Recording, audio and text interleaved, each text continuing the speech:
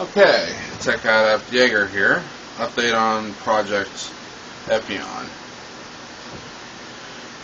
So, as you can see, I have my block up to 100, and we're going to just get everything.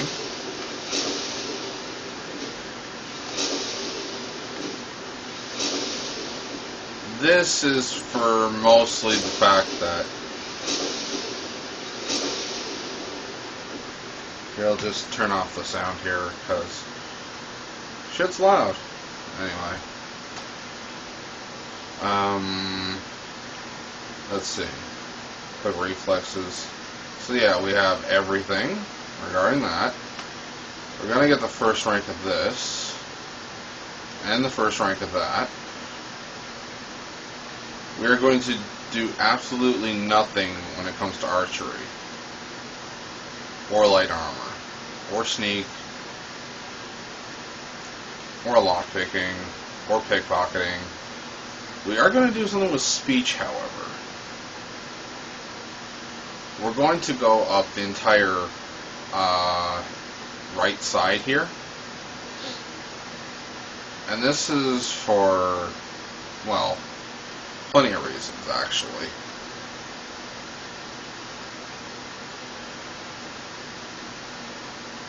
You see, what I discovered a long time ago is that if you go up the entire tree like this, keep in mind I also got the speech to 100.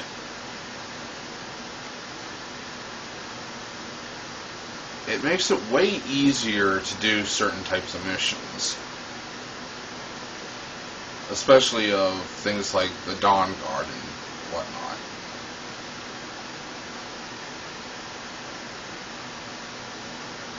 We're not going to do any alchemy or illusion or, well, yeah, we're going to do full conjuration, so we might as well go ahead and get these.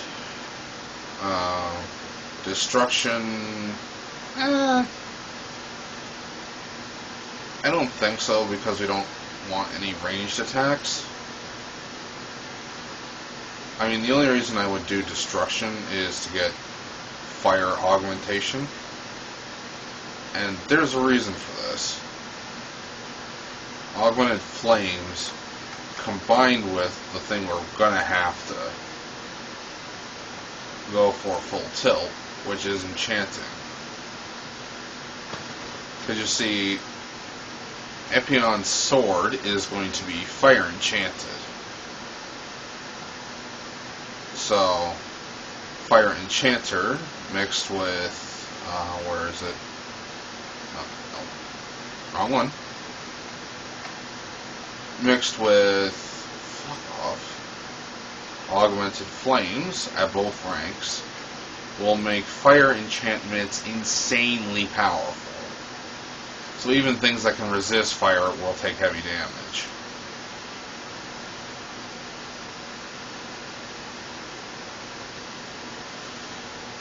Also, we're going to be going up the heavy armor smithing tree, all the way up to Diedrich smithing.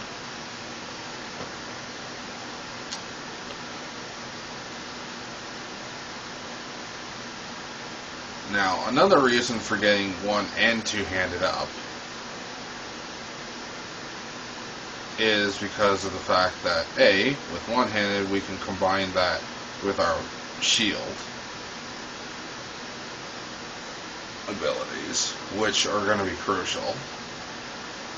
And with two-handed, we can get things like, well, this, actually. This is the sole reason we go up to two-handed, aside from two-handed weapons have more damage capability.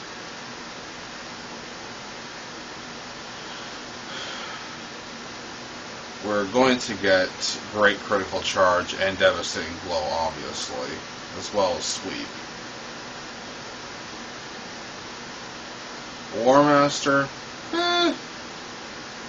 not entirely. I'm not entirely, how should I say, convinced of this ability, but because I really don't care. We are going to get deep wounds as well. Actually, I might not even bother, because it's only like a, what, 10% chance? Yeah. I mean, granted, it goes up and up, but... nah, still not a fan. Anyway. So yeah, we're going to do that, and we're also going to go up the alteration skill tree, as well as restoration.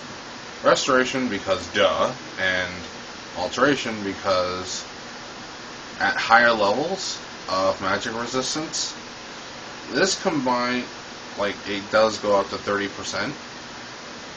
So you think about it this way: at all 3 ranks, you have 30% magic resistance, just base magic resistance.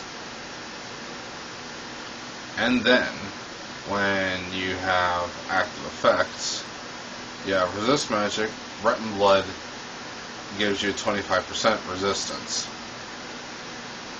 That's 55%. I mean, geez.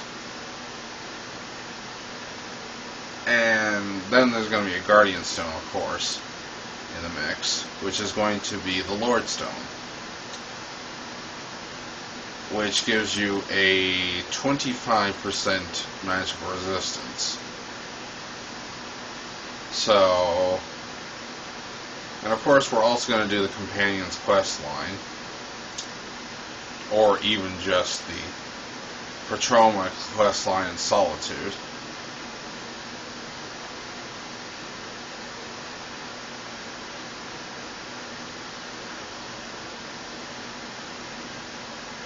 Which will give us either one will give us a shield with 20% magic resistance.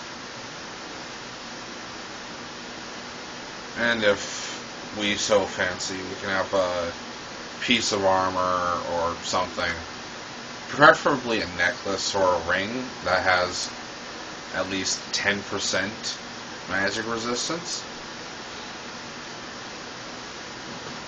Because you figure, well, okay. The best I've been able to get, and we'll say actually, is 15% magic resistance, but whatever. My point is that, so, let's do the math here. We got resist magic here, 25%. Lord Stone, another 25%. Automatically, that brings us up to 50%. And then, let's go back, alteration, another 30%. You see how this is working here? That'll bring us to 80%, which is actually the magic cap. Or magic resist cap, so we don't even need the damn shield. We just need to get this. And the Lord Stone.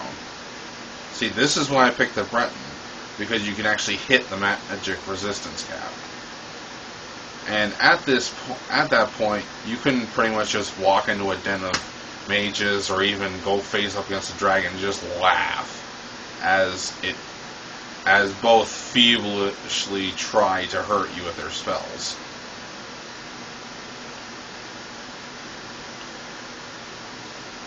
Now, some people will say, well, maybe you should get the Atronach Stone instead.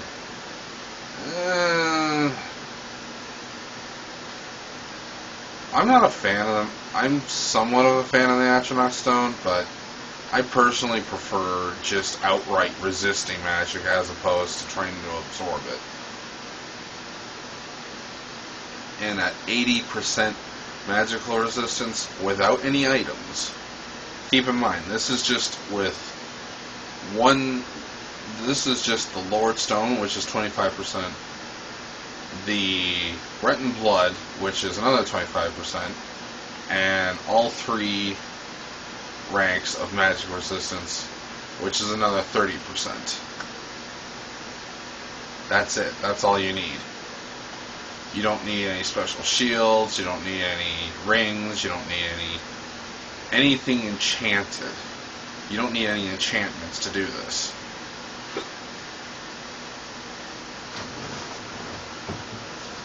So that'll make him pretty much immune to spells. Obviously, then the only real problem are physical attacks. Well, there's a way to deal with that too. And it's called, we're going up the heavy armor skill tree, and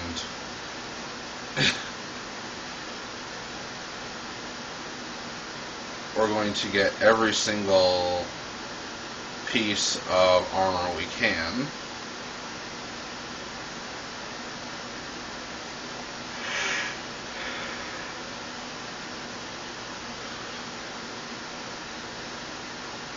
And we're also going to enchant our...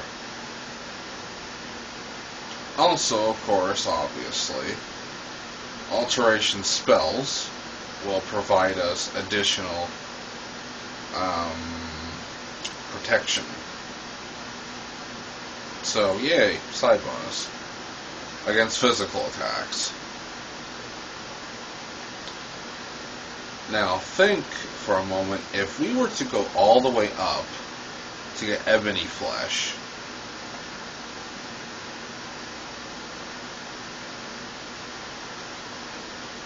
I mean, look at that. We can even get Astro. We can get Astronaut if we want to, but we won't need it. And then, Master Alteration to get that weird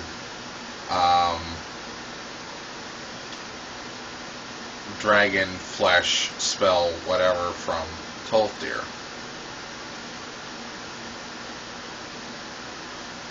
Not to mention, the Lordstone has a secondary benefit. It gives you 50 points of armor, regardless of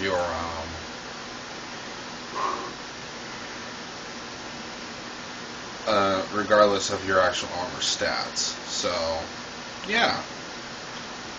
By the time I'm done, this guy's going to be a living tank. Now, another thing I found out was interesting is alteration. The higher you go into the tree, it also improves a getting shout that we're going to be using quite a bit. Because as we all know, or those of us that are fans of the series, EPYON has something called the EPYON system, which is a modified version of the Zero system. So, how do we represent this? And more importantly, of course, what the hell is the EPYON system? Well, the EPYON system, obviously, is a system that basically calculates all sorts of battle data at lightning speed.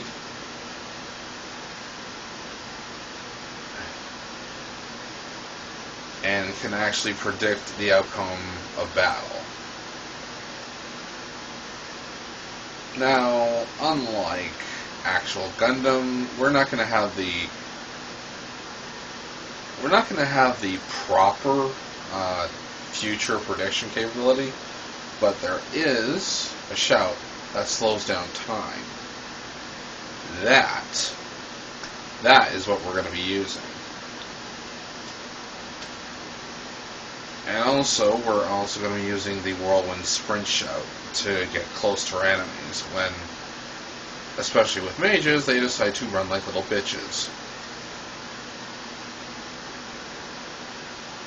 Now, we're not going to drop anything in enchanting right now. No. We're going to wait on that one. Right now, we're just going to go Restoration, Regeneration. Also, handy tip, if you want, get your Restoration to 50%. 40 to level 40. And get this perk, Respite. Because healing stamina and health at the same time is nice. for one, and for two, if you have, say, a thing you want to become a vampire in this game, then all you'll need is to have a enchantment. I mean, hell, you could even just have the Royal Vampire armor, and that'll give you 100% increase in magic regeneration.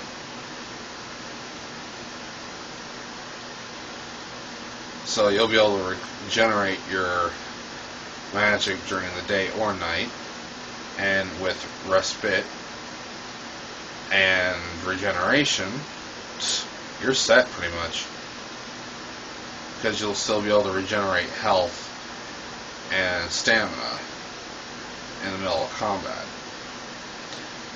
Now, Necromage you can also get, which everybody does for that sort of thing, that all spells are more effective against undead.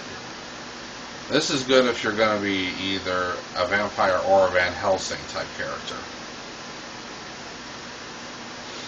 Ward Absorb, like, I really don't care, honestly.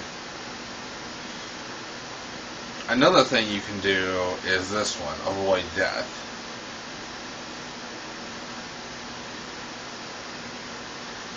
And this is fucking overpowered. Honestly, it is. Avoid Death. Once per day, heals 250 points automatically if you fall below 10% health. And then, of course, Magic Recovery, but you know all this. If you know Skyrim, you know all this. I mean, come on, the game's been out for years. It's not exactly a national secret on how all this works and how all these perks can synergize with each other. But yeah, that's how we're going to do this. It's a lot of math, it's a lot of time, obviously, and effort to get all this.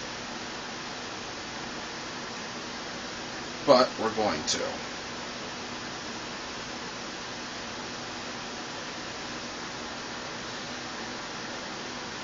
Anyway, so let's wreck this fool. Oh, also another fun note for blocking. Even if you don't plan on using a shield ever, you just want to be a two-handed berserker, go up the blocking tree anyway, because all you have to do is get to level 70, block runner, able to move faster with a shield raise. And you're probably wondering, well, why the hell would I bother with that? Well, for the same reason that I bother with it for the shield. Because if you're holding up a weapon, I mean even a one-handed weapon, and blocking with it, you can move faster if you have the block runner perk. Now, me personally, I would at least get Power Bash as well, if you're going to use two-handed weapons exclusively, because that'll allow you to do a Power Bash with your two-handed weapon. Don't ask me why this is how it works, it just does.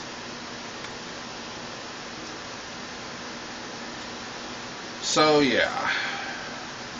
Oh, and I suppose I should show... ta-da! Okay, maybe... This is bad because there's not much light. Yeah. So, he's... I've done the best to make him as Asian as possible. He has the long, flowing white hair and everything, so... Yeah. I'm gonna be completely honest. Skyrim's clay engine does not work very well in the looks department, but whatever. Oh, a torch. Anyway, until next time, I am the Tech Adept, Jaeger Bishop. Please do like, subscribe, and click the bell to get notifications of the next upload, especially Project EPYON if you're interested. And also do consider donating to my PayPal in the description below. Link in the description below. Because honestly, I would like to bring you better videos. I would like to make this a full-time career. And I need your help to do that. So, thank you for your time, and have a nice day. Also, happy Thanksgiving. Bye-bye.